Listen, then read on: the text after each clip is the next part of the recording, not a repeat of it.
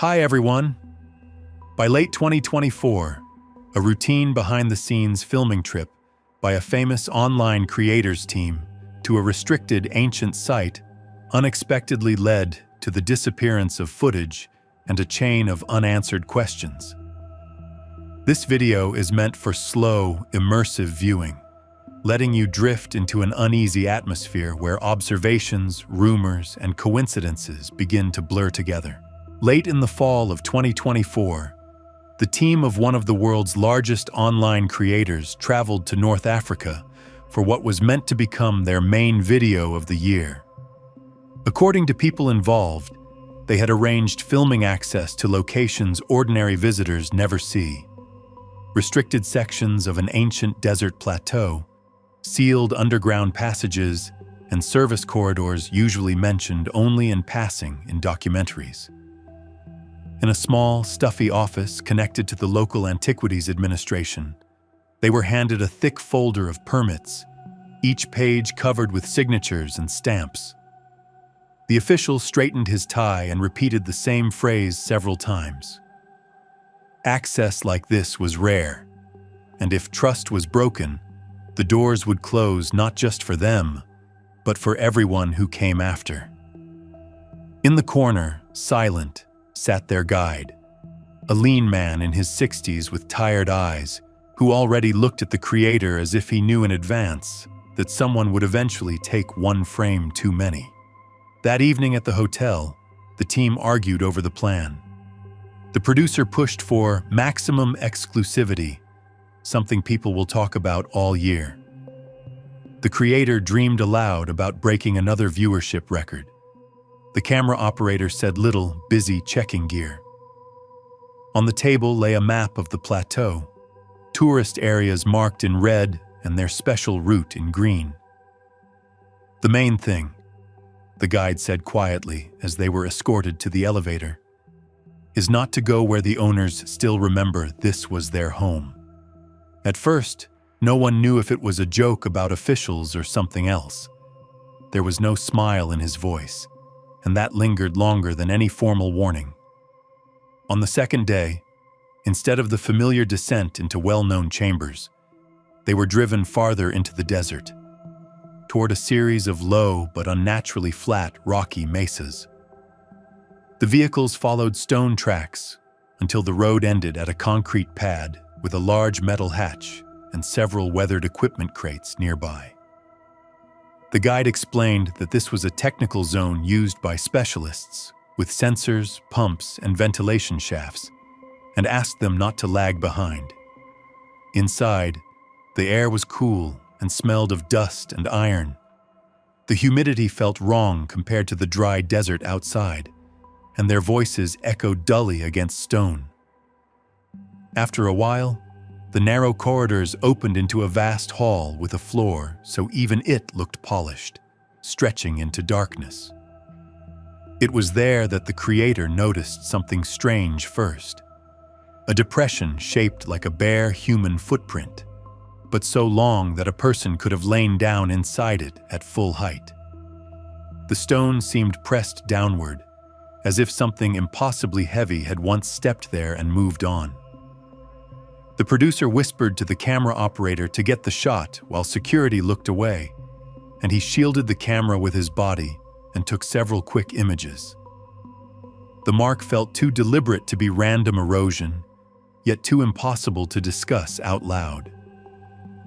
When they stepped aside, the guide, as if deciding it was too late to pretend nothing here was unusual, shared an old legend. According to stories passed down from his grandfather, long before recorded history, these places were said to be inhabited by the elders, beings later described as gods in official inscriptions, but remembered in oral tales as those who came before humanity. In these versions, the rulers of antiquity were not supreme figures, but overseers placed above ordinary people, tasked with maintaining dwellings and guarding iron that did not belong to them. Humans were allowed to build cities on sand, but the stone halls and everything inside them were considered property of others. The guide spoke quietly, without drama, and seemed to regret it immediately when he saw the producer's eyes light up. After a brief exchange between the guide and the accompanying official, the group was allowed to go farther with a condition: no filming, just observation, as a sign of trust. A narrow passage reinforced in places with old concrete led downward. The air grew heavier and colder, as if an unseen cooling system was working deep underground. Eventually, they entered a chamber unlike a temple or a natural cave. The walls, though rough, formed almost precise lines, and the ceiling rose so high that flashlight beams vanished before reaching it. In the center lay something they first took for a fragment of an ancient machine. When the camera operator moved closer, it became clear it was a sword. Not a statue or symbolic relief, but a massive metal blade, partially embedded in stone, as if it had once been driven into the floor and left there. By rough estimate, it stretched 60 to 65 feet in length, with a base wider than a person's height. The corroded hilt looked like a separate column, with remnants of grooves that could have been for fingers or bindings, too functional to be purely decorative. Near the guard were strange markings, not hieroglyphs, not Latin letters, not any familiar symbols, but a mix of geometric shapes and lines no one present could identify. The safety engineer traveling with them tore a page from his notebook and sketched proportions. If this was a weapon rather than a solid monument, he said, then whoever could use it would have been as tall as a modern 10-story building.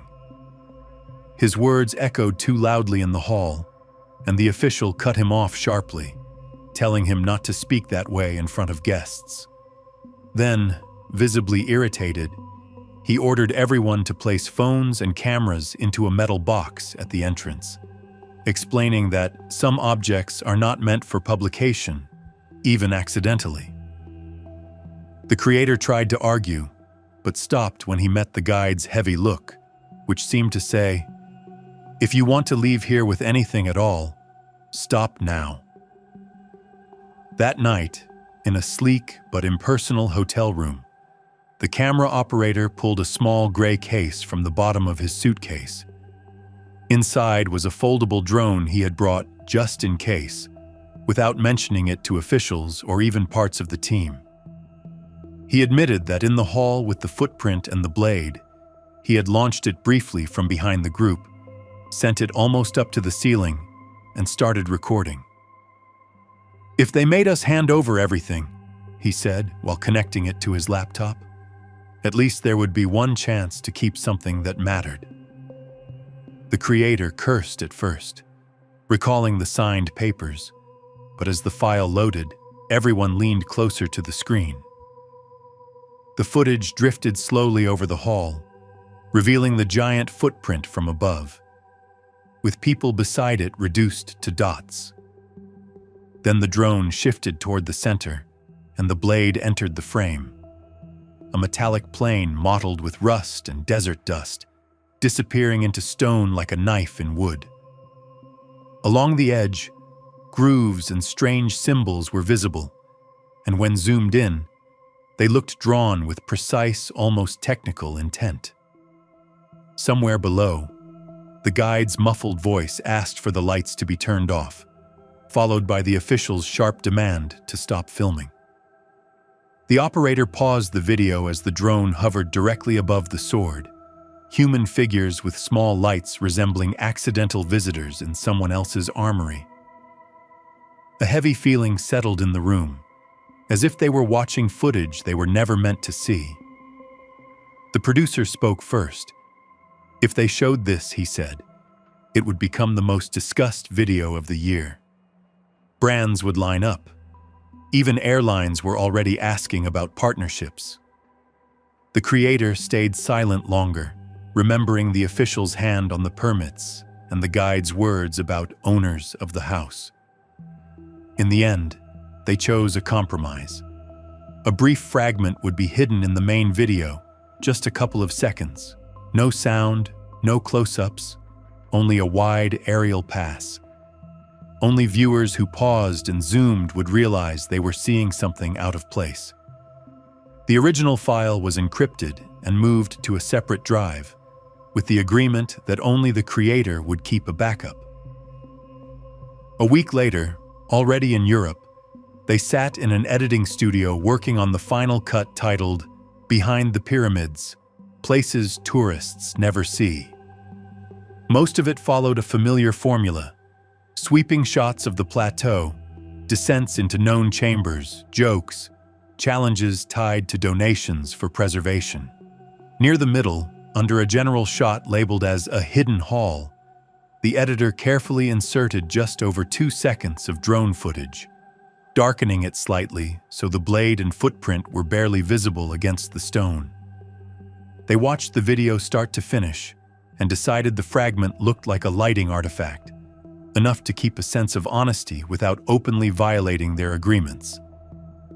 The video went live late at night, timed so that by morning it would clear automated checks and enter recommendations. For the first half hour, everything followed the usual pattern. Views climbed fast. Early comments praised another huge release and discussed jokes and unusual underground angles. Then the flow stopped. In the creator dashboard, instead of statistics, a notice appeared saying the video was unavailable due to a violation related to sensitive content. No specific timestamp, no immediate appeal option. On team members' phones, the video vanished as well, replaced by a blank placeholder. The producer tried to work around it immediately. Underground sections were cut, the runtime shortened, leaving only scenes officially cleared for display. The new version was uploaded as a separate release, but it was taken down before processing finished, flagged for a repeated violation, even though the file no longer contained any footage of the haul with the blade.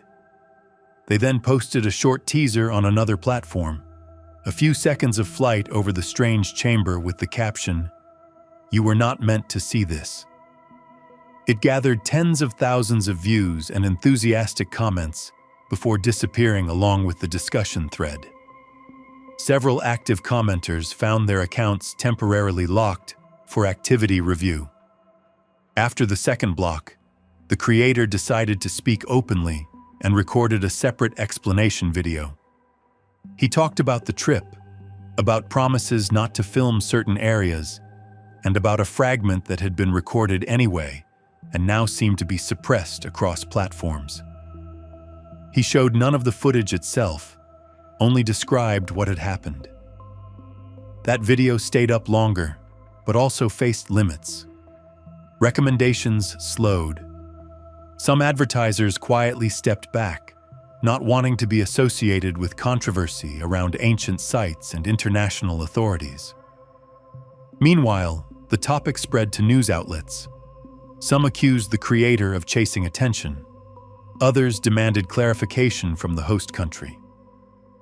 Officials released a formal statement saying there were no giant swords or hidden gods in underground chambers, that the filming crew had violated agreements and attempted to fabricate a sensation, now shifting blame to the host side.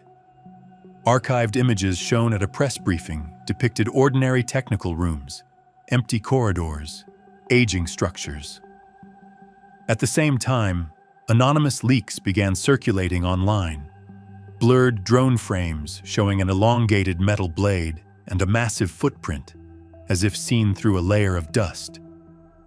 Some analysts dismissed them as elaborate visual effects. Others, studying perspective and shadows, cautiously noted that fabricating something like this would be extremely difficult. One night, the creator received an encrypted message from an address he recognized by its regional number. It was the guide, the same older man who had led them into the hall. In a short audio file, a hoarse voice said the visit had not been random. They had been allowed to see a place where the owner's weapons were kept, under the assumption they would not make it public. Our ancient rulers were only senior servants, not gods, the voice said. The gods left, but their iron remained, and we were told not to wake memory of the true owners. The creator tried to call back, but the number was already disconnected. Soon after, an official letter arrived, asking him to avoid further discussion of this topic in the interest of mutual respect and future cooperation. Months passed, and the channel returned to its usual rhythm. New releases, challenges, charity projects, metrics stabilized. Within the team, the desert trip became an unspoken subject, like an old scar no one touched. Every new project in another country raised the same quiet question. Is there something here too that should not be disturbed? Any attempt to upload even a fragment of the original footage hit an invisible wall. Files failed to process, were marked corrupted, blocked automatically without human review, as if at an algorithmic level it was already decided that these shapes and silhouettes were not meant for open circulation. In one of the final moments of this account, the creator sat alone in a dark room before a laptop. On its local drive was the only complete copy of the drone flight over the hall. He replayed the frame where the giant footprint and enormous blade filled the screen, with tiny points of light beside them, people who had wandered by accident into someone else's armory. For the first time, the guide's legend stopped feeling like a simple tale. It seemed possible that ancient rulers had indeed been temporary caretakers of property not their own, and that modern states, tourist routes, and popular channels were only a thin layer over something long forgotten. He closed the laptop, moved the encrypted file to a separate drive, and locked it away, leaving no visible trace online. Outside, life continued. Viewers discussed new videos, brands negotiated upcoming integrations, headlines changed, yet one thought refused to leave him, forming a simple, almost childlike question. If somewhere beyond the reach of flashlight beams there are still those who once held that sword, how long before they remind us that this was their home, not ours?